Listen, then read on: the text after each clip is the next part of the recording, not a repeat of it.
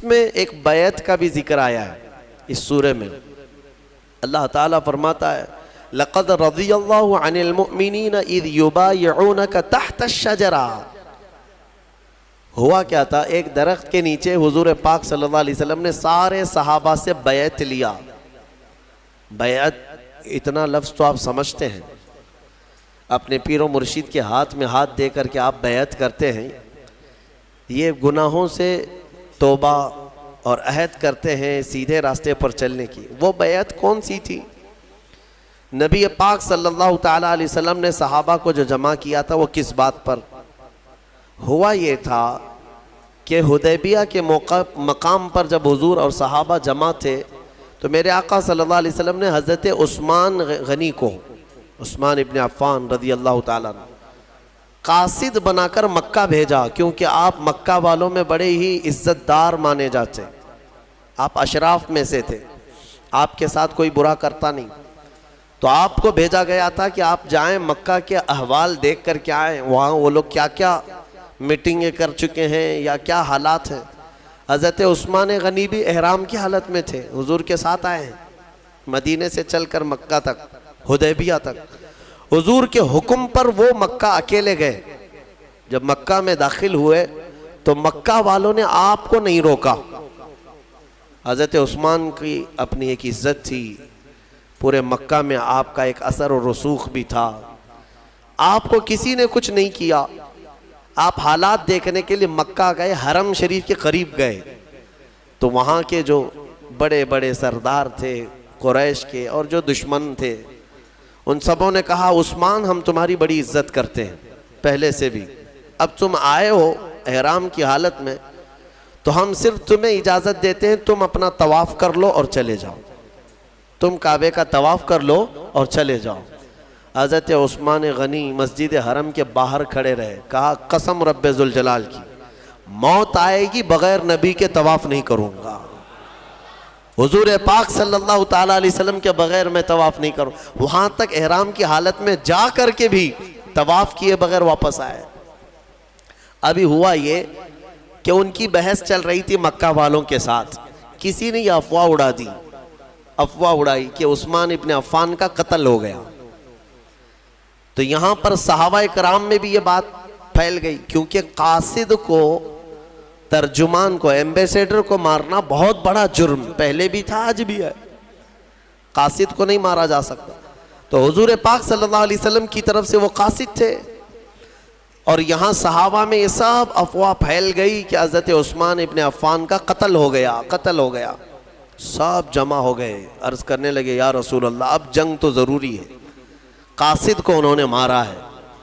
نبی پاک صلی اللہ تعالیٰ علیہ وسلم وہ غیب داں نبی ہر بات کو جانتے تھے۔ اب صحابہ اکرام میں یہ جو سراسیمگی تھی، بے چینی تھی، اس کے بعد حضور پاک صلی اللہ علیہ وسلم نے سب کو ایک درخت کے نیچے جمع کیا۔ اسی درخت کا ذکر یہ آج کی سورہ میں آیا ہے۔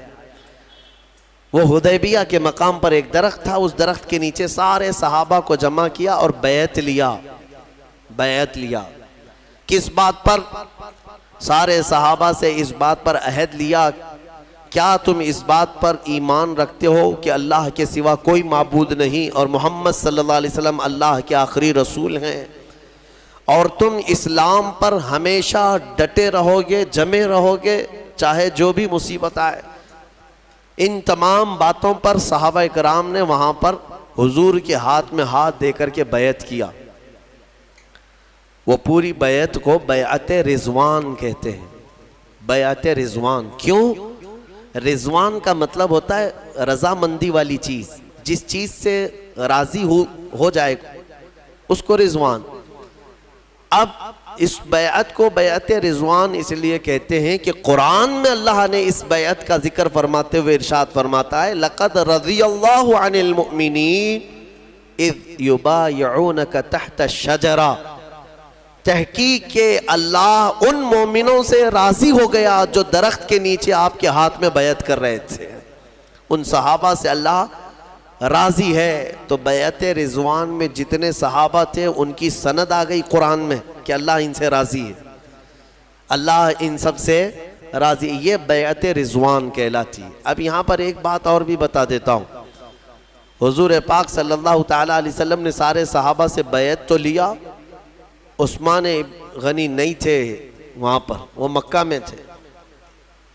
اب یہاں افواہ تو اڑی تھی کہ عثمان ابن عفان کا کیا ہوا ہے، قتل ہو گیا ہے، قتل ہو گیا ہے۔ لیکن سارے صحابہ جب بیعت سے فارغ ہوئے تو سنو میرے آقا صلی اللہ علیہ وسلم کیا فرماتے ہیں، ارشاد فرماتے ہیں یہ میرا ہاتھ، اور اپنا بایاں ہاتھ نکال کر فرماتے ہیں یہ عثمان کا ہاتھ، اور عثمان کی طرف سے میں خود اپنے ہاتھ پر بیعت کرتا ہوں۔ اس کا مطلب یہ ہے کہ وہ غیب داں رسول پاک صلی اللہ تعالیٰ علیہ وسلم جانتے تھے کہ عثمان ابن عفان کا قتل نہیں ہوا، وہ عنقریب آنے والے۔ پھر صحابہ نے دیکھا کہ حضرت عثمان غنی صحیح سلامت احرام کی حالت میں واپس آئے۔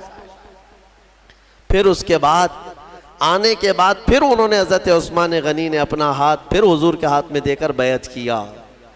لیکن یہ فضیلت حضرت عثمان غنی کی ہے کہ حضور پاک صلی اللہ علیہ وسلم نے اپنے بائیں ہاتھ کو عثمان کا ہاتھ قرار دیا، عثمان ابن عفان کا ہاتھ قرار دیا۔